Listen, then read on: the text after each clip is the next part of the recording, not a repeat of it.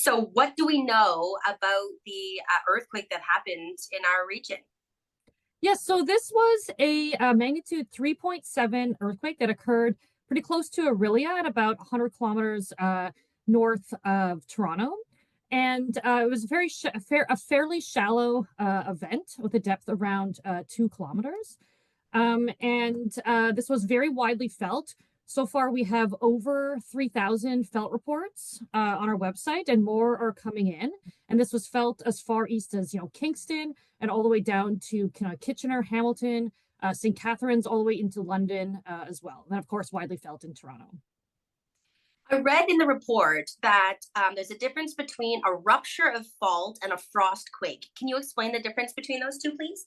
Sure, yeah. So when an earthquake occurs, you get this fault. So basically, you have this kind of plane of weakness in the earth, and as it's kind of being pushed against each other, it's held in place by these kind of frictional forces. And as that gets too much for the surrounding kind of rock material, it slips and moves, and then it releases this elastic strain energy, which is the seismic waves that can come out, and then we record that at the surface.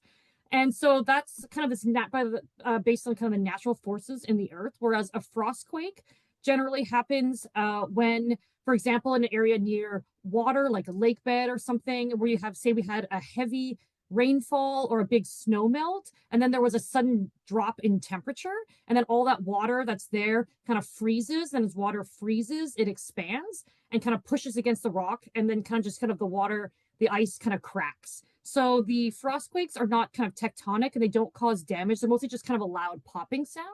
Whereas an earthquake, again, is related to these kind of internal forces in the earth. And they can obviously, we know, can cause quite a large amount of damage for large magnitude events. When people say that they felt it, can you describe what that would mean? Would that be a minor shaking? Would things be coming off the walls? What do we know? Sure. So for an event, it depends on how close you are to it. So if you're very, very close to the source, you're going to feel very strong shaking. You're far, you might just feel kind of a light kind of shaking or little rumble. One thing for this kind of size event, the way I like to describe it, is it feels kind of like you have kind of a really large truck that rumbles by. I don't know if you've experienced that before, but it kind of feels like this kind of like rumbling as it kind of passes by you. And that's kind of what these kind of feel like at this lower magnitude. So we don't expect damage until around a magnitude 5. And as this is well below that threshold, there will be none expected for this event. Has a earthquake like this hit our region before, or is there another instance, whether it's in Canada or elsewhere, that would be comparable that people have maybe read about?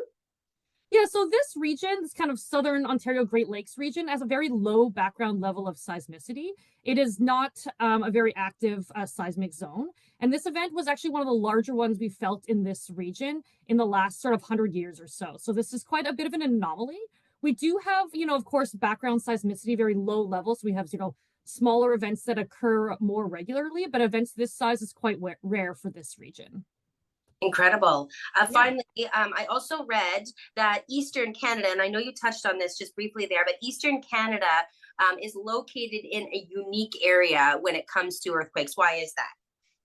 So in Eastern Canada here, we are in kind of the middle of a tectonic plate. So it's called an intraplate region.